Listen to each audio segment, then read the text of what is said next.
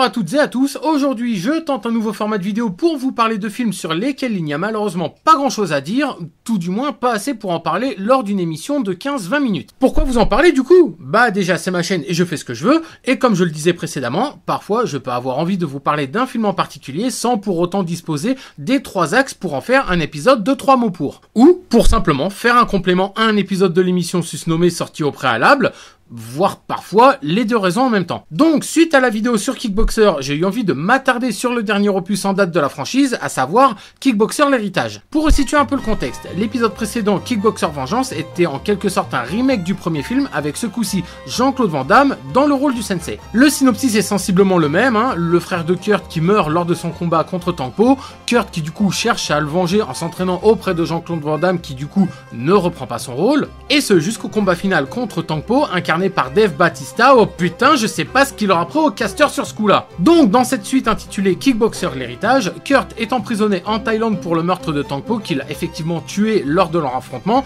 même si c'était de la légitime défense. Et se voit offrir une chance de sortir de prison par Christophe Lambert, qui lui propose de combattre un mix entre un homme, un ours et une putain de plateforme pétrolière répondant au doux nom de Monk. D'abord réticent à l'idée, et on peut le comprendre, on demande pas à une vache d'aller volontairement à l'abattoir, il accepte finalement lorsque sa femme se fait enlever par Vercingétorix. Du coup, c'est entraînement sur entraînement, avec un Jean-Claude Van Damme devenu aveugle entre temps, un Mike Tyson adepte de méditation mais qui casse quand même des piliers en bois à main nue, faut pas déconner, ainsi que Ronaldinho.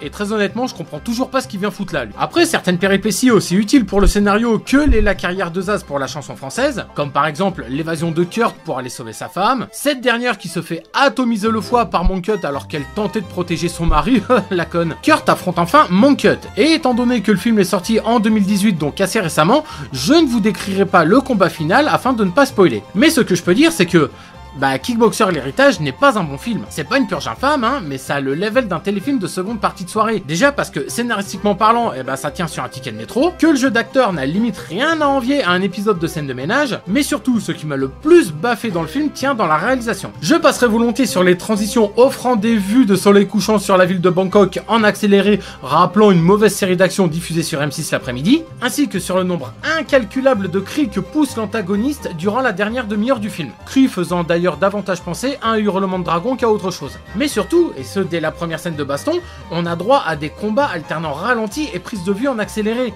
Le tout allié à une caméra ayant la bougeotte, sans doute dans le but de rendre le tout vachement plus dynamique, sauf que non, ça rend l'action vachement plus brouillonne et encore plus avec des plans rapprochés. Alors, tous les combats ne sont pas comme cela, il y a notamment un plan séquence dans la prison qui peut être considéré comme passable, dirons-nous, tout comme le combat final qui jouit, lui, d'une violence assez inouïe. Et cela aurait pu être un bon combat si tout cela n'était pas saupoudré d'effets de surprise désamorcés au bout de 10 putains de secondes grâce à du Deus Ex Machina et un Kurt qui nous la joue Sangoku maîtrisant l'Ultra Instinct, bordel de merde, faisant du coup perdre toute crédibilité à ce qui est censé être le point culminant du film. Pour finir, regardez Kickboxer l'héritage si vous souhaitez voir des combats violents sans vous prendre la tête avec un scénario. Ça vous occupera pendant 2 bonnes heures, mais ça sera loin de devenir votre film de baston préféré. Si vous l'avez vu, donnez-moi votre avis dans les commentaires, et au passage, le pouce bleu, le partage de vidéos sur les réseaux sociaux et l'activation de la cloche pour ne pas louper les prochaines vidéos sont de rigueur. Sur ce, moi je vous dis à la prochaine pour un nouvel épisode de 3 mots pour ou de One Hit Wonder, et sur ce, bisous.